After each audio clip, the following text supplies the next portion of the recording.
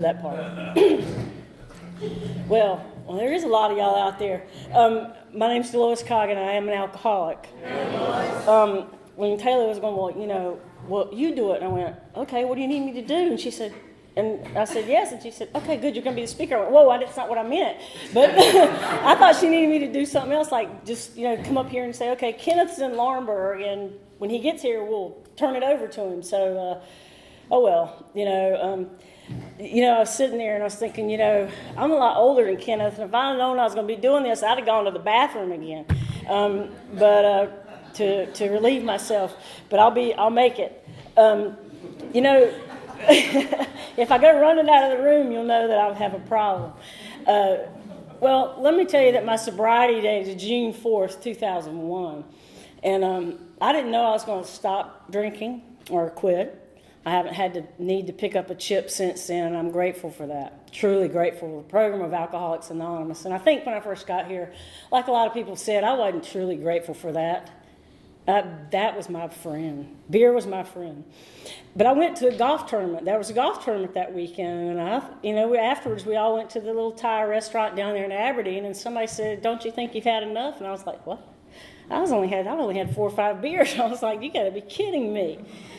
And true to alcoholic nature, if I had known, and y'all have heard me say this, those that know me very well, if I had known that Thai beer, that nasty Thai beer was going to be my last beer, I probably would have waited till the next day, and I don't know if I'd have got here or not. And I was telling somebody earlier today, actually, just a little while ago, and those, again, that know me well, just to remind myself that I'm an alcoholic. I've had this fantasy that if I was going to get drunk again, I'm going to buy a plane ticket to Montana, because there's this little bar outside of Glacier National Park that had the best wheat beer that I still remember it. I didn't have that many.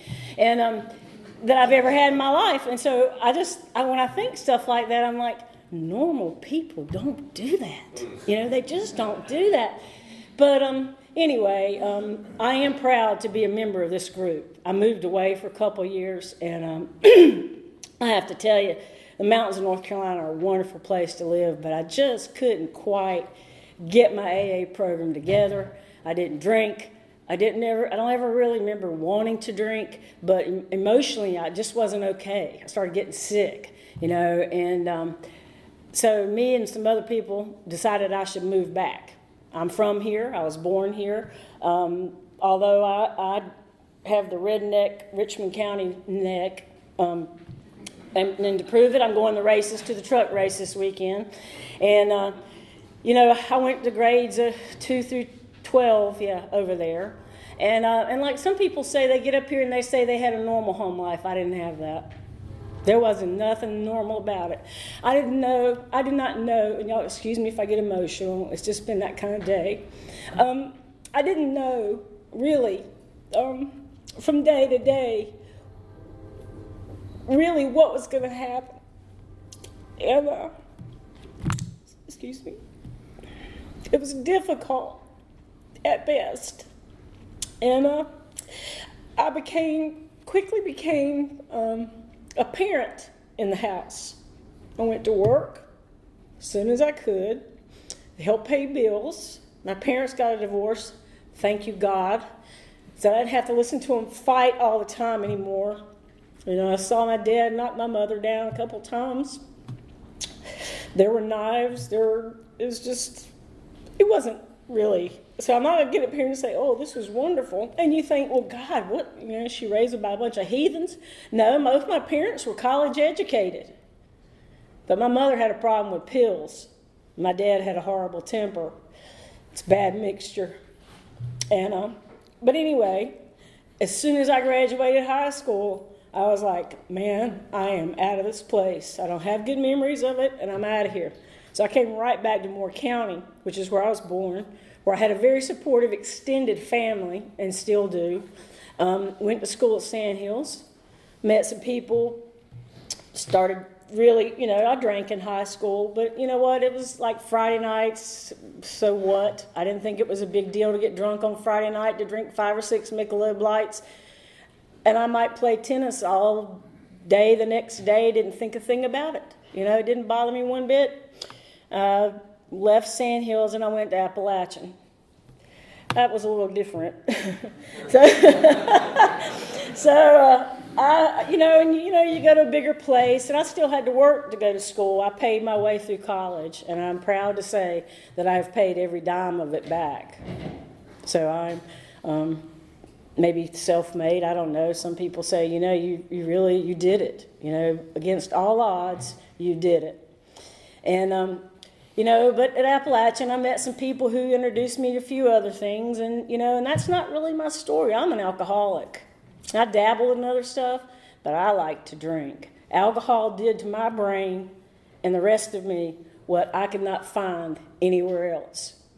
And I had my little turns with liquor. Some people are like, I was a liquor drinker. Well, by God, I was a beer drinker. And if you wanted to sit down at the table and drink with me, I'd show you who was the beer drinker. I'd sit down with the guys. It made now, except when I met the rugby team, that was not good. Those people are crazy. I went to that party. They were crawling around naked on the floor on all fours. And I was like, I am in the wrong place at the wrong time. And I don't know how I got here, but somebody needs to give me a ride.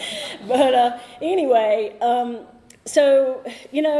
I'm so grateful today. And I'm not going to give you a drunk-a-log because some wonderful things have happened in my life. But, to qualify a little bit, I'm very grateful. I haven't had a DWI, never been in jail. My first sponsor told me those were yets. You're eligible too. I've never forgotten it, ever. I did run my car off of Howard's Knob, and anybody that's ever been to Boone, there used to be this giant windmill from NASA up on Howard's Knob. And we were up there sitting on the rocks and drinking a little. And we had my Ford Torino, 1976 Ford Torino, a little pimp car. And we were up there drinking and, a few other things. And but not much of the other things. I had my six-pack of Busch beer, nasty stuff. And so I was still selective. I was kind of selective about that beer thing. And I was kind of uppity about it until I got here. But, and then coming down from there, all I remember going was, whoa, and I didn't quite make that curve. And my car went off of Howard's Knob and the hills like that, literally. In my car, thank God I had that big pimp car, that long front end with that big V8 engine because it caught on this tree. And the three other people in the car with me, we were all okay, but it was so steep that we got the window down on the driver's side and we were having to push each other's butts out the window to get out. And we had to walk down, which was just as steep down the road. I called and asked this guy at the tow truck if he's going to come get me out. I said, honey, you got to call the highway patrol. And click, I ain't talking to you. So my best friend's, it's been some close calls. So my best friend's brother, when he got off work at Holly's Tavern, Key, came with his truck and a logging chain and pulled my car out. Oh, Lord, have mercy, it did more damage. But, I didn't care at that point. I was grateful the next day, though, however, when I walked up there and I saw what could have happened. And I didn't think about that much until I got sober and I did my fourth and fifth step, and I was like, thank you, God, for not letting me kill nobody. And those of you that live in this area, down there on Bethesda Road, where the arches go over the road, there were nights that I drove home when I was in school at Sandhills, and I was just like, the hell with trying to keep it between the yellow line and the white line. I tried to keep it between the white lines. I'm not proud of that. I'm just saying that I qualify. Hadn't lost a home, hadn't lost my family, nobody repoed my car. I haven't lost a job because of my alcoholism. And I'm truly grateful for that. I came to these rooms, like I said, I wasn't sure about, drove a therapist nuts for 5 years. I said, well, I just don't know. Go home every night, I drink 2 beers, 3 or 4 or 5 on Saturdays. I don't know. Hadn't been in trouble. Finally, after 5 years, she said, for God's sakes, please just go to an AA meeting. See if you hear something. I did that, and it was at the Aberdeen building, and Ed, I can't believe I forgot Ed's last name. I gave him his 30-year chip. He asked me to give him this chip, and I'll never forget it. But even though I'm not good with names, obviously, he was the person to put their hand up if you need help with a sponsor or you think you might need to be an alcoholic. And I went up to him after the meeting, and I said, I don't know. He put his arm around me, and he said, just keep coming back. And that's what I've been doing for almost 12 years. I've just been coming back. Some days are better than others. My sponsees know. I try to tell them I don't work a perfect program, and I'm pretty tough on them. I'm not the perfect walking example of the big book all the time, as I proved last Friday night, but I've tried to make amends for that already, and she knows that. But anyway, my first sponsor's deceased now, but she taught me so much. And when I first got here, I was pretty into the self-loathing. I thought, how could this happen to me? I'm smart, I'm educated. And I literally had this mental thing in my brain that said, it was a triangle, so you could never get out of it. In my book, there was me and alcohol, and I just kept chasing that alcohol around that triangle. Now, I know it sounds kind of funny, but that was this mental image I had. And, and then there was the whole God thing when I got here, and I thought, oh, Lord, no. That man at PD Baptist Church would spit on me on Sunday mornings or wipe with his handkerchief, and I wanted no part of that God that said I was going to hell. None of it. Because no matter how good I tried to be, my life still was not good. Sorry about that. And, my parents still fought. I still didn't like my sister. That's still an ongoing process right there. And, I just didn't see where God was helping me. And what I know today is that God was always there. But Alcoholics Anonymous allowed me to believe in the God of my understanding. And when I first got here, my first sponsor, Penny, said to me, just believe because I believe. And that was all I needed. And I looked around the room at the 11-step meeting. AJ was there. He's been there since I got here. And I said, and there were people saying things. I was like, oh my God, these people know who I am. So,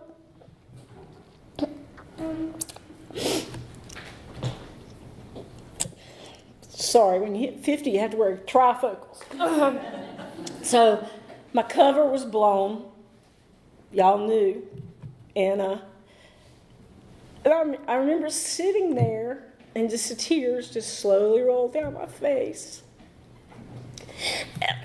And I know what it is now, is that I was like, I'm home. I'm finally, finally home. And I soon, and you hear me, and you'll hear me more over and over again. Some days I know exactly who my higher power is. And other days I'm not so sure.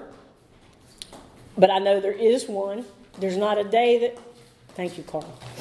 There's not a day that goes by anymore that I'm not aware that there is one. And that at every point along the way, I have been carried. And I have been looked after. And what a wonderful feeling that is. I don't go to church. My church is in the woods. And if I can get this, and I'm falling apart, y'all. If I can get this hip to cooperate, I'm going backpacking to meet the God of my understanding in a few weeks. And anyway, after I got to the rooms, I did work the steps. I worked them all to the best of my ability with my first sponsor. She got sick, and I, and at 6 years sober, it's not been a road. It's, recovery's not always easy. And at 6 years sober, I did everything but drink. My character defects were out of control. And I did some things that made the people of AA my home. Some of them, not everybody, turned their backs on me. I never thought I'd see the day, but that's okay. I'm still here, and I'm still sober. And that's all I care about, really. But, but I got another sponsor. I went up to her, and I said, please help me. I don't know what I'm doing. I don't know what to do. I'm not praying. I'm not doing anything. She said, start over with Alcoholics 3-word prayer. Please. you're sober at night, just say thank you. And I did that. I took direction because I'd quit taking any direction from anybody. I was just out there flying in the wind. It doesn't work. For you, that I don't recommend to try it. If you're doing it, you might want to stop it. And I did a big book study here with Steve M. and Richard, and I had a spiritual experience doing that big book study. When we got down on our knees and we did the prayer, I don't remember if it was the 7th or the 3rd step prayer, but I had a spiritual experience. I was like, wow, this is awesome. This is awesome. And I keep pushing Steve, let's do another one, because Lord, I don't know what'll happen next time. But, and that was, and my life hasn't been the same since then.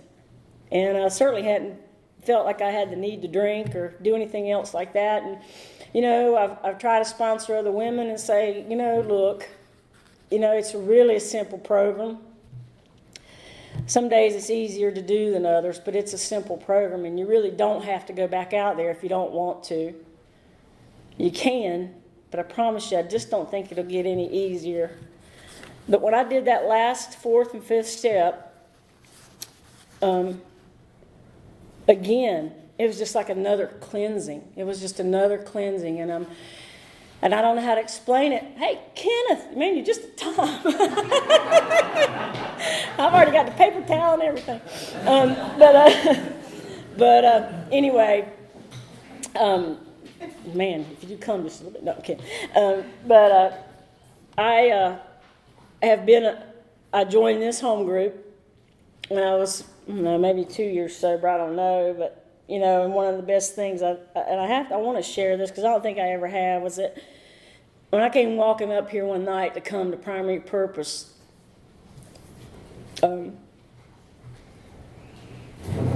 there was Richard.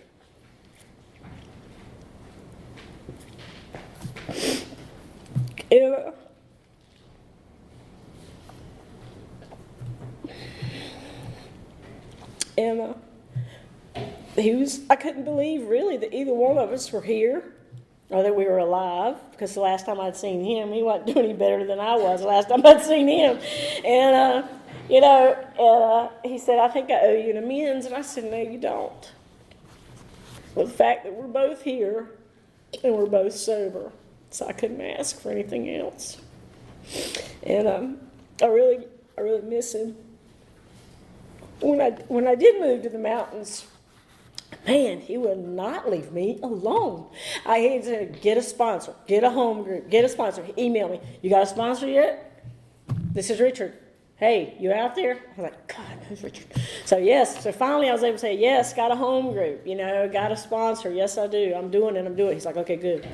So, and then when I had got that phone call, I was already on my way home that day, and back down here, this will always be home.